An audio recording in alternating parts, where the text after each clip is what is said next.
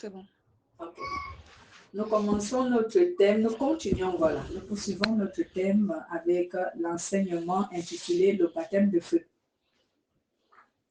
Le baptême de feu, nous avons appris le premier chapitre qui est intitulé Qu'est-ce que c'est que le baptême de feu?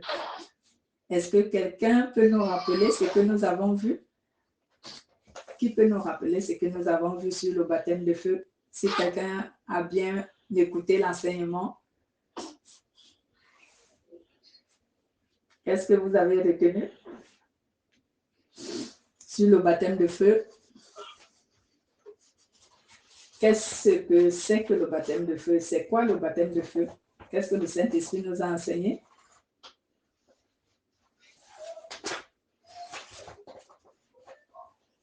Allez souvent écouter. C'est pour ça qu'on vous envoie les enregistrements sur les chaînes.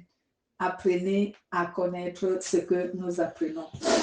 Bon, je vais juste donner quelques explications où je reviens sur ce que nous avons vu, juste un tout petit peu pour ne pas occuper trop de temps. Le baptême de feu est quoi? Le baptême de feu ici est la manifestation de la puissance de Dieu sur le croyant. C'est ce que nous avons appris dimanche dernier.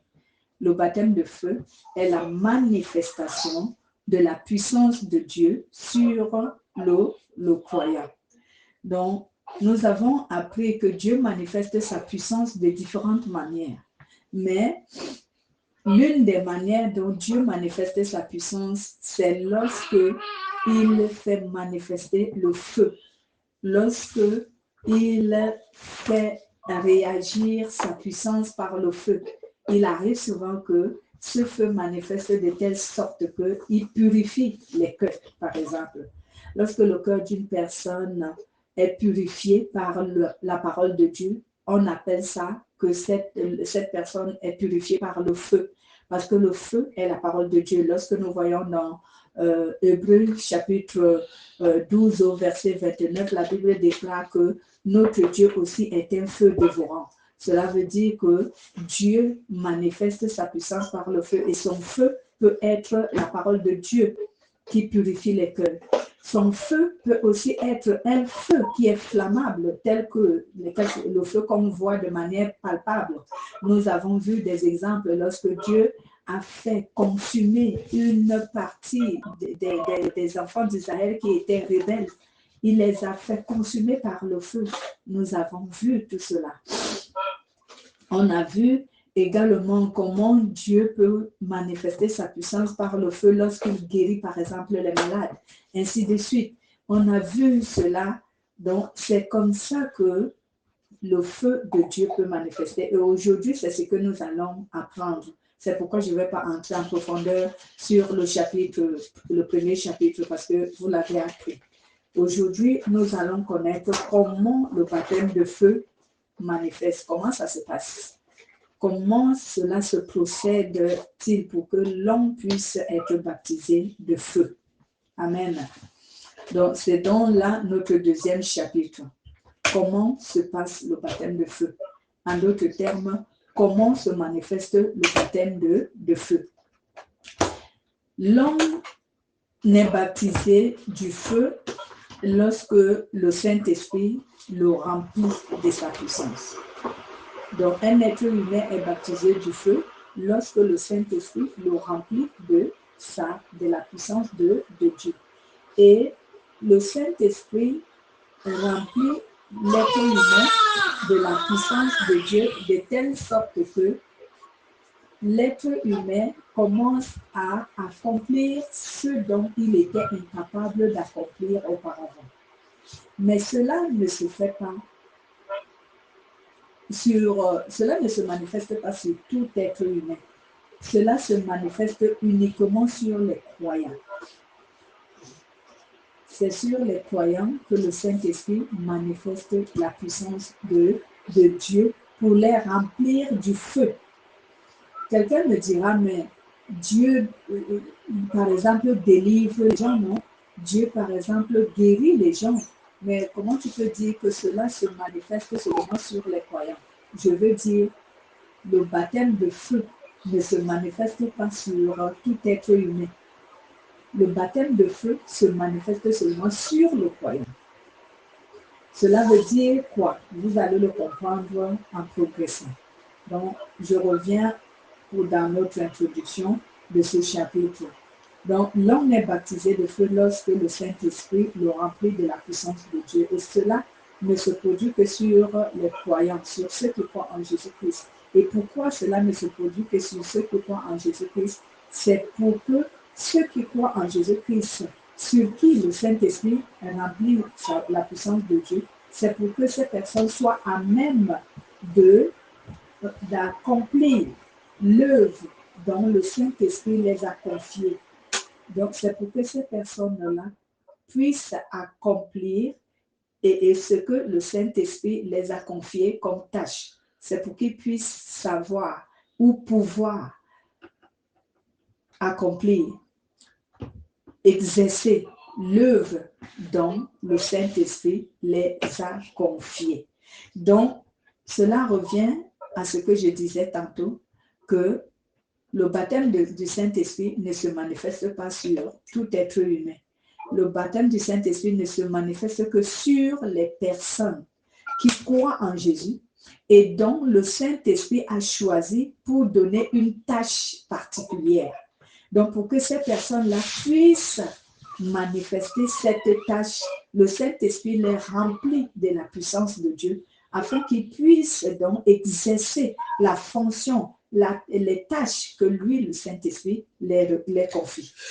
C'est pour cela que tu ne peux pas voir tout être humain rempli du Saint-Esprit, mais quelques-uns de ceux qui croient. Et même ceux qui croient en Dieu, qui ont reçu le Saint-Esprit, le baptême de feu ne manifeste pas sur tous ces gens-là.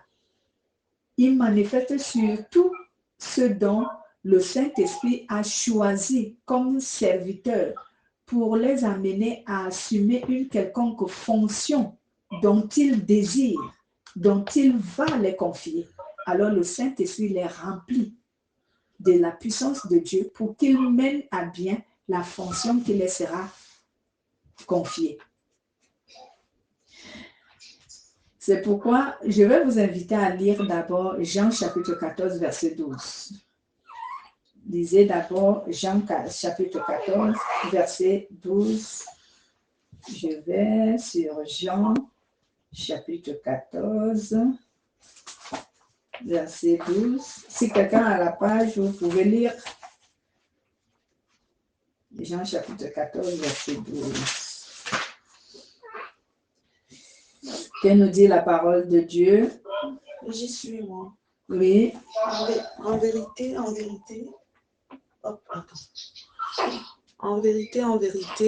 vous le dis, celui qui croit en moi fera lui aussi les œuvres que moi je fais, et il en fera de plus grandes, parce que je m'en vais vers le Père. Amen. Merci. Donc la Bible nous dit ici, oui, je vous le déclare, c'est la vérité. Celui qui croit en moi fera aussi les œuvres que je fais. Il en fera même de plus grands parce que je vais au Père. Donc, vous comprenez ici, la Bible nous dit que lorsque Jésus partait, lorsqu'il voulait, il préparait en fait ses disciples qu'il devait rentrer au ciel d'où il vient. Il dit aux disciples que si vous êtes remplis du Saint-Esprit, si vous croyez à moi et que vous êtes remplis du Saint-Esprit, vous serez à mesure d'accomplir tout ce que moi j'ai fait. Et vous accomplirez même les choses plus grandes que moi j'ai fait. Imaginez-vous, Jésus, il est Dieu. Et il nous dit que si nous croyons en lui, on est capable de faire mieux que lui, il a fait. Pourquoi il nous dit que nous sommes capables de faire mieux que il a fait? Parce que premièrement, lui, il n'a pas mis du temps sur la terre. Nous savons qu'il a vécu ici 103 ans et 6 mois. Donc, il n'a pas eu le temps de faire beaucoup de choses. Mais Jean, quelque part, nous confirme qu'il en a fait beaucoup. Bon. Et deuxièmement, pourquoi Jésus nous dit que nous serons capable de faire des choses meilleures et même plus grandes que ce qu'il a fait. Parce que sa puissance, il nous l'a donnée. Il nous a donné sa puissance et sa puissance est capable de nous amener à accomplir des choses plus grandes que lui, Jésus, il a accompli. Parce que lui-même, il sera avec nous à travers son Esprit Saint. C'est pourquoi, ici, nous avons dit que le baptême de feu est plutôt ici la manifestation de la puissance de Dieu. Donc, lorsque la puissance de Dieu te remplit, vraiment, qui que tu sois, si tu crois en Dieu, tu es capable d'accomplir les choses aussi grandes que toi-même tu ne pensais pas pouvoir faire. C'est pourquoi dimanche dernier, il nous a été dit que lorsque le Saint-Esprit baptise un être humain de feu, cette personne va commencer à accomplir des choses que lui-même, il ne se rend pas compte. Il est capable de parler une langue qu'il n'a jamais appris. Il est capable de prier pour un malade et le malade est guéri. Il est capable d'ordonner une parole et elle s'accomplit. Il est capable bien aimé, comme j'ai dit, ordonner une parole et elle s'accomplit, ça veut déjà tout dire. Quand on dit que tu parles et la chose s'accomplit, tu deviens comme Dieu. Parce que comment Dieu a créé le monde? Dieu parlait et la chose s'accomplissait. Il ordonnait et cela s'accomplissait. Donc nous aussi, nous sommes capables de le faire grâce à la puissance de Dieu qui manifeste par le Saint-Esprit. C'est pourquoi je reviens là-dessus en disant que cela n'est pas l'œuvre des hommes, cela est l'œuvre de Dieu. Et ce n'est pas n'importe quel être humain qui va le faire, ce n'est que celui qui croit en Jésus. Et celui qui croit en Jésus, il faut que le Saint-Esprit lui remplisse de la puissance de Jésus pour qu'il puisse accomplir ces choses. Et cette puissance de Jésus, c'est ce qu'on appelle le baptême de feu. Voilà, on continue. Donc, lorsque nous sommes remplis de la puissance du Saint-Esprit, cela n'est bon pas l'œuvre des hommes. C'est pourquoi il ne faut pas qu'on s'enorgueillisse. Parce qu'aujourd'hui, certaines personnes, parce qu'il a prié pour quelqu'un, il est guéri, ils pensent que c'est lui qui l'a guéri. Parce qu'il a prié pour quelqu'un, la chose s'est réalisée, il s'approprie la gloire de Dieu. Non, Dieu nous permet de faire ces choses pour sa gloire, mais aussi pour le bien-être des hommes. Donc, ce n'est pas notre puissance, c'est la puissance de Dieu. Et ce n'est même pas nous qui la manifestons, c'est le Saint-Esprit qui la manifeste. Mais seulement, et comme il l'a investi en nous, il nous utilise de nous. Donc, lorsque nous parlons, ou lorsque nous ordonnons, ou lorsque nous prions, la chose s'accomplit, mais cela ne veut pas dire que c'est nous qui l'avons accompli. C'est Dieu qui l'a accompli, ce n'est pas nous. Voici donc pourquoi, quand certains pasteurs ou certaines personnes s'approprient la gloire qui revient à Dieu, j'ai souvent du mal à comprendre qu'est-ce qui se passe dans leur tête. Peut-être qu'ils pensent que cela vient d'eux, mais cela ne vient pas d'eux. Donc, cela est dans la grâce de Dieu, cela ne vient pas des hommes. Et maintenant, je vais répondre à l'une des questions que beaucoup de chrétiens se posent. Est-il possible de recevoir le baptême de feu par l'imposition des mains? C'est souvent une question un peu compliquée à répondre. Cela est souvent un peu compliqué à répondre. Est-ce qu'il est possible que nous recevons le baptême de feu par l'imposition des mains? Souvent, je dis souvent aux êtres humains, je leur donne les deux réponses, non, quelquefois, non et oui. Donc, il y a un non et il y a un oui. Et je vais m'expliquer pourquoi je dis oui et non. Donc, venant de la part de Dieu, il est possible que par l'imposition des mains, on puisse recevoir le baptême de feu. Mais, est-ce que l'imposition des mains est vraiment rassurant pour recevoir le baptême de feu? Je dis non. Non. Est-ce que vous comprenez donc pourquoi j'ai dit non et oui? Je réitère ce que j'ai dit. venant de la part de Dieu, venant de la part du Saint-Esprit, il est possible que par l'imposition des mains, l'autre, celui qui reçoit et celui sur qui on impose les mains puisse recevoir le baptême de feu. Cela est possible parce qu'avec Dieu, rien n'est impossible, nous le savons. La Bible le dit du livre de Luc chapitre 1, verset 37. La Bible dit que rien n'est impossible à Dieu. C'est pourquoi j'ai dit, venant de la part de Dieu, il est possible que quand on t'impose les mains, tu peux recevoir le baptême de feu. Cela veut dire quoi? Cela veut dire que celui qui t'impose les mains, lui-même, il doit d'abord être baptisé de feu.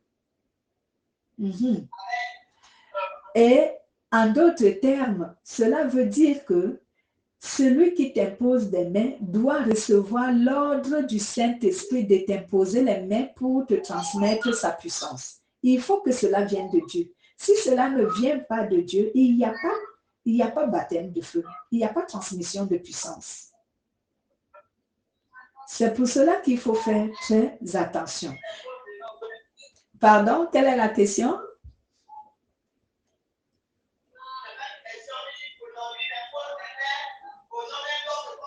Ah. Oui, aujourd'hui, on impose les mains aux gens en désordre. Alors que cela, ce n'est pas ce que Dieu recommande.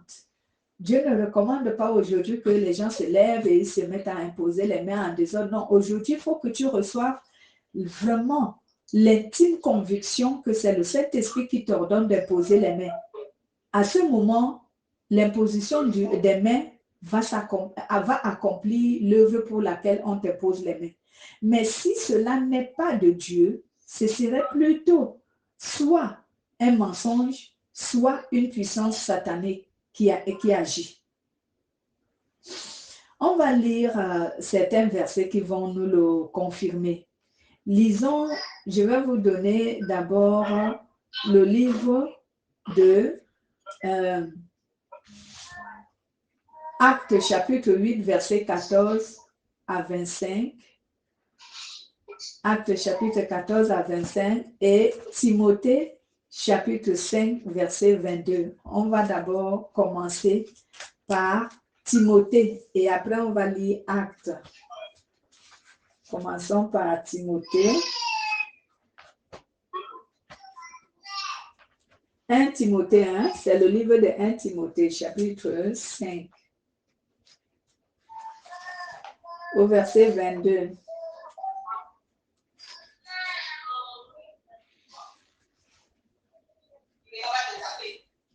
Je vais faire la lecture parce que je suis à la page. Écoutez la lecture. Ne te hâte pas de poser les mains sur quelqu'un pour lui confier une charge d'église. Ne participe pas au péché des autres. Garde-toi pur. Est-ce que vous avez bien compris? Ne te hâte pas de poser les mains sur quelqu'un pour lui confier une charge dans l'église. Ne participe pas au péché des autres. Garde-toi pur. Donc, l'apôtre Paul conseille Timothée, son élève dans la foi. Il lui dit, ne sois pas pressé d'imposer les mains à quelqu'un pour lui confier une certaine charge, une certaine œuvre accomplie dans l'église. Mais il faut que tu évites de tomber dans ce péché. Il faut que tu te conserves pur. 3 choses. Ne sois pas pressé d'imposer les mains à quelqu'un. Et ne sois pas pressé de donner une charge à quelqu'un dans l'église en lui imposant les mains. Et troisièmement, il faut que toi-même tu te conserves pur. Comme je venais de vous dire, c'est lui qui doit t'imposer les mains par ordre du Saint-Esprit pour que tu reçoives la puissance de Dieu. Lui-même, il doit d'abord être pur. Donc, il faut qu'il ait en lui le Saint-Esprit et il faut qu'il ait la conviction que c'est le Saint-Esprit qui l'ordonne de t'imposer les mains. Dans le cas contraire, il ne doit pas se précipiter à faire ça. Mais aujourd'hui, regardez ce qui se passe. On impose les mains aux gens en désordre. Moins de choses, on impose les mains. Moins de choses, on impose les mains. Moins de choses, on impose les mains. Donc, pourquoi tout ça? Je vais en parler après la lecture de Actes chapitre 8, verset 14 à 20. Revenons au livre de Actes. Actes chapitre 8, à partir du verset 14 jusqu'au verset 25. Donc, faisons la Verset lecture. 14. À partir du verset 14 jusqu'au verset 25.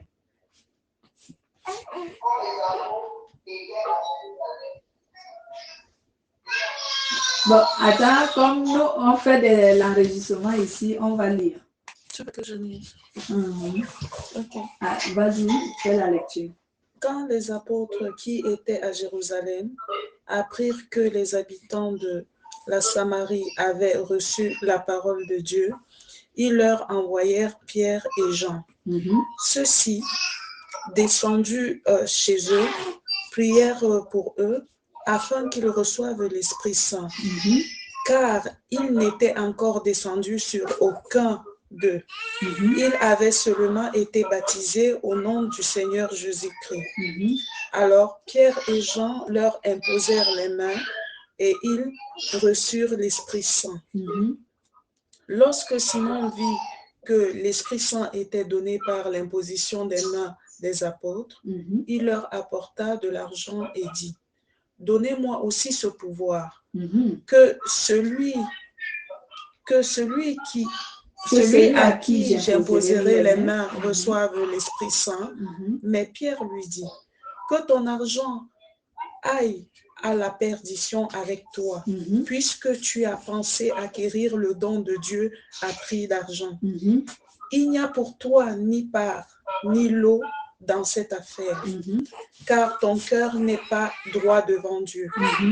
Repens-toi donc de ta pensée mauvaise et prie le Seigneur pour l'intention de ton cœur, te soit pardonné s'il est possible. Car je vois que toi, tu es en proie à l'amertume du fiel et du éolien de l'injustice. Éolien de l'injustice. Désolée. Je vais continuer à lire. Je commence au verset 20.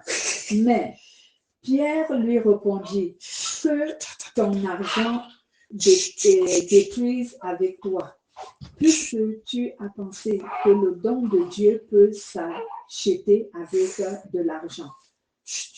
Tu n'as aucune part ni un droit en cette affaire, car ton cœur n'est pas honnête aux yeux de Dieu. Rejette donc ta mauvaise intention et prie le Seigneur pour que, si cela est possible, il te pardonne d'avoir eu une telle pensée. Je vois en effet que tu es en plein d'un mal amer et que tu es prisonnier du péché. Simon dit alors à Pierre et à Jean: Priez vous-même le Seigneur pour moi, afin qu'il ne m'arrive rien de ce que vous avez dit. Après avoir rendu témoignage en prêchant la parole du Seigneur, les deux apôtres retournèrent à Jérusalem.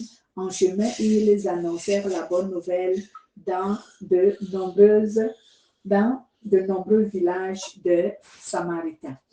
Donc ici, nous voyons, il y avait un homme à Samarie qu'on appelait Pierre. Lui, quand il avait vu que par imposition des mains, les malades pouvaient guérir, par imposition des mains, la puissance de Dieu manifestait beaucoup, alors il est venu auprès des apôtres et il a dit aux apôtres: Donnez-moi aussi ce pouvoir, je vais l'acheter. Donc prenez l'argent et donnez-moi ce pouvoir. Et les apôtres l'ont dit que mais tu ne comprends pas la vérité, tu ne comprends pas le mystère de Dieu. Ce pouvoir ne se donne pas en l'achetant. Ce pouvoir, c'est Dieu qui le donne et c'est Dieu qui le manifeste en nous. Ce n'est pas nous-mêmes qui faisons ces choses que tu es en train de voir. C'est Dieu qui les fait à travers nous. Dieu nous utilise pour guérir les malades. Dieu nous utilise pour déclarer une parole et elle s'accomplit. Dieu nous utilise pour voir des choses qui sont cachées, les choses spirituelles. Cela ne vient pas de nous, cela vient de Dieu. Donc, ne nous donne pas l'argent pour qu'on te le vende. On ne peut pas le vendre. Mais aujourd'hui, nous voyons, par exemple, la consécration des pasteurs, ça se fait par affinité, ça se fait par égoïsme, ça se fait par idolâtrie.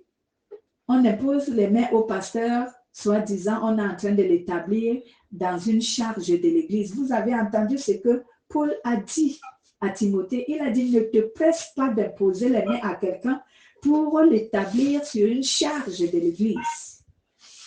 Cela doit venir du Saint-Esprit. Et quand nous lisons, par exemple, Actes des Apôtres, chapitre 13, la Bible nous montre que avant que Paul et Silas n'aillent en mission, c'est le Saint-Esprit lui-même qui les avait désignés dans la foule. C'est lui qui avait dit que priez pour Paul et Silas pour la mission dont je les ai confiés. Moi, j'aime souvent attester ce que j'ai dit. Allons sur Actes.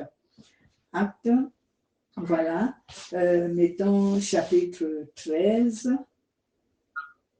Actes chapitre 13. Voilà. Je vais lire à partir du verset 1 jusqu'à, je crois, au verset 3. Nous allons voir. Dans l'église d'Antioche, il y avait des prophètes et des enseignants. Barnabas, Simon, surnommé le Noir, Lucus de Cyrène, Manaïen, compagnon d'enfants d'Hérode, qui régnait sur la Galilée, et Saul. Un jour, pendant qu'il célébrait le culte du Seigneur et qu'il jeûnait, l'Esprit Saint leur dit, mettez à part Paul et Barnabas pour l'œuvre à laquelle je les ai appelés. Alors, après avoir jeûné et prié, ils posèrent les mains sur les deux et les laissèrent partir. Donc, vous voyez, c'est le Saint-Esprit qui avait recommandé, c'est lui-même qui a dit que priez pour Paul et pour Silas pour la mission pour laquelle je les ai confiés. Mais ce n'était pas ceux-ci qui se sont levés eux-mêmes pour ordonner Paul et Silas. Donc aujourd'hui, les gens doivent cesser d'imposer des mains aux gens en désordre. Il faut être amené par le Saint-Esprit. Il faut avoir la conviction que le Saint-Esprit te recommande de le faire avant de le faire. Si tu le fais parce que par affinité, si tu le fais par égoïsme, si tu le fais par hypocrisie, si tu le fais par vaine gloire parce que tu veux paraître que tu es puissant, tu es en train de commettre un péché. C'est un péché d'utiliser le nom de Dieu à tort et à travers. C'est un péché d'utiliser un rituel dont Dieu a recommandé juste par égoïsme ou par vaine gloire. C'est un péché de le faire. Si quelqu'un le fait, il pêche contre Dieu. Autrefois, l'imposition des mains n'était pas pour transmettre le baptême de feu ou la puissance de Dieu à quelqu'un. Autrefois, l'imposition de mains était un rituel pour proclamer la bénédiction sur quelqu'un. C'était ça, l'imposition des mains. Mais aujourd'hui, nous l'avons transformé autrement. On n'attend même plus que le Saint-Esprit nous donne l'ordre. On le fait juste parce que nous voulons paraître. On le fait juste parce que nous voulons que les gens voient que nous sommes puissants. Et on le fait pour tromper quelquefois. Si nous lisons par exemple Luc chapitre 4, verset 40. Et lisez aussi Marc chapitre 10, verset 16. On commence par le livre de Marc.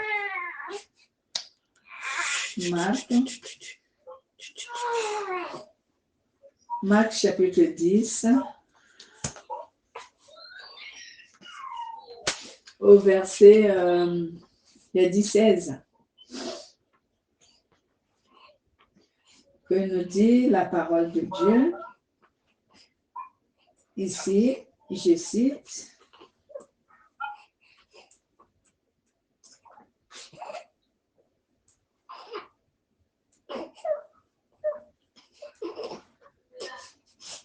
Qui va faire la lecture là?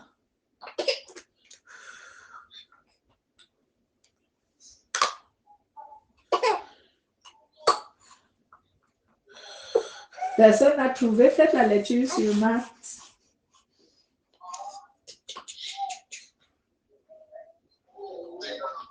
Puis il nous prit dans ses bras et les bénit en leur imposant les mains.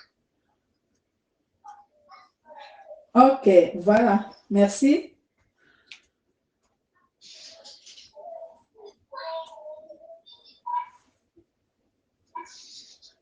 La parole de Dieu nous dit qu'ils leur imposèrent les mains et il fut quoi? Et il leur bénit. Il les bénit lorsqu'il les avait imposés les mains. Alors que aujourd'hui, lorsqu'on impose les mains, on pense tout simplement que l'imposition des mains, c'est juste pour manifester la puissance de Dieu. On ne refuse pas que la puissance de Dieu se manifeste de cette manière. Mais ce n'est pas forcément en imposant les mains qu'il faut à tout prix guérir un malade. On peut imposer les mains à quelqu'un, pas pour manifester, j'aimerais dire, pas pour donner à cette personne l'impression qu'on lui déverse la puissance de Dieu. Mais on peut imposer les mains juste parce qu'on veut bénir, parce que c'était comme ça que les choses se passaient autrefois. Autrefois, on imposait les mains parce qu'on bénissait la personne. Un parent qui bénissait son enfant, il imposait les mains à cet enfant parce qu'il le bénissait. Un pasteur qui imposait les mains à quelqu'un, il imposait les mains parce qu'il le bénissait. Mais aujourd'hui, parce qu'on veut démontrer la puissance, parce qu'on veut faire croire qu'on est hyper puissant, alors on commence à imposer les mains en désordre aux gens. On doit vraiment faire attention parce que la Bible déclare que c'est un péché. C'est un péché. La Bible nous dit ici, ensuite, il priait. Il prirent les enfants dans ses bras, il les bénit et il les imposait les mains. Donc, l'imposition des mains, est-ce que c'est une mauvaise chose? Ce n'est pas une mauvaise chose, mais il faut faire attention. Si tu imposes les mains à une personne de manière hypocrite, idolâtre, ou encore par vaine gloire, non seulement tu pèches toi, mais tu ne transmets rien à cette personne. Ce n'est qu'un cinéma, ce n'est qu'un théâtre. Tu ne lui transmets absolument rien. Parce que toi qui lui imposes les mains, tu n'es doté d'aucun pouvoir. Toi qui lui imposes les mains, tu n'as même pas été désigné par le Saint-Esprit pour le faire. Toi qui lui imposes les mains, tu n'as aucune puissance de Dieu. Donc, ce n'est qu'un théâtre. Ce n'est qu'une scène de mensonge, elle n'est pas vraie. Voyez vous-même comment aujourd'hui dans les églises, pendant les cultes, ce n'est que l'imposition des mains. On chasse le démon, on impose les mains. On fait, je ne sais quoi, on prie pour quelqu'un, on impose les mains. Chaque chose, on impose les mains. Ce n'est pas conseillé. On doit faire attention à l'imposition des mains. Mais comme nous parlons ici du baptême de feu, je requiers, on peut transmettre la puissance de Dieu à quelqu'un par l'imposition des mains. C'est vrai. Ce n'est pas un mensonge. Cela est possible. Qu'on puisse transmettre à quelqu'un la puissance de Dieu par l'imposition des mains. La transmission de la puissance de Dieu, j'insiste, c'est ce qu'on appelle le baptême de feu. C'est possible que cela puisse se faire, mais il faut que cela soit recommandé par le Saint-Esprit. Si cela n'est pas recommandé par le Saint-Esprit, ne le faites pas. Ne le faites pas. Est-ce que pour prier pour un malade, il faut forcément que tu lui imposes les mains? Non, tu peux ne pas lui imposer les mains. Tu pries. Si tu es doté de la puissance de Dieu, dès que tu pries, le Saint-Esprit va exaucer ta prière et le malade sera guéri. Est-ce que tu es obligé d'imposer les mains à quelqu'un pour lui chasser un démon? Non. Non. La Bible déclare même que les démons tremblent devant Dieu. si tu as la puissance du Saint-Esprit, si tu es investi de la puissance de Dieu, quand tu es même dans un endroit où l'homme est possédé, dès que tu te pointes à cet endroit, le démon qui possède cette personne va commencer à s'enfuir lui seul, sans même que tu ne l'aies imposé les mains. Nous nous souvenons que Jésus, lorsqu'il passait vers le cimetière, il y avait un fou dans le cimetière, non? Est-ce que Jésus avait imposé à cet homme-là les mains? Non. Est-ce que Jésus le voyait même avant? Non, c'est lui-même qui est venu vers Jésus en pleurant, en disant, et les démons, ce sont les démons qui étaient en lui qui l'ont fait venir vers Jésus, en disant, Fils de Dieu, pourquoi es-tu venu nous tourmenter? Et Jésus leur demande, vous êtes qui? Il dit, nous sommes légion. Et ils ont imploré Jésus en disant, si tu veux nous faire sortir, ne nous envoie pas dans les abîmes, mais envoie-nous dans le troupeau de porcs qui passe. Et Jésus leur a dit, ok, je vous ordonne de sortir de lui et aller dans le troupeau de porcs. Mais est-ce que Jésus l'avait imposé les mains? Non. Qui a dit aux gens que pour faire tous les rituels que la Bible nous recommande, il faut l'imposition des mains? Qui a dit ça? Ce n'est pas biblique. Donc, tu peux chasser les démons à quelqu'un sans lui imposer les mains. Tu peux guérir un malade sans lui imposer les mains. On n'est pas obligé de le faire. Mais je reviens là-dessus. Si tu as la conviction que c'est le Saint-Esprit qui te demande de le faire, alors oui, fais-le parce que c'est lui qui te demande. Mais si ce n'est pas le Saint-Esprit, ordonne. Le pouvoir est dans la parole. Ordonne et cela va s'accomplir. Amen. Voilà donc comment se manifeste le baptême de feu. Le baptême de feu se manifeste par la puissance de Dieu qui remplit une personne afin de lui donner l'opportunité d'accomplir l'œuvre que Dieu lui a confiée. C'est ça la manifestation du baptême de feu. Donc, ceux qui reçoivent le baptême de feu, ce sont ceux qui ont été choisis pour accomplir une œuvre de la part de Dieu auprès des hommes. Et cette œuvre, ils doivent l'accomplir pour la gloire de Dieu et pour le bien-être des humains. C'est tout notre enseignement d'aujourd'hui. Nous pouvons donc remercier Dieu. Edeline, tu vas prier et remercier Dieu pour nous, pour notre réunion de ce matin.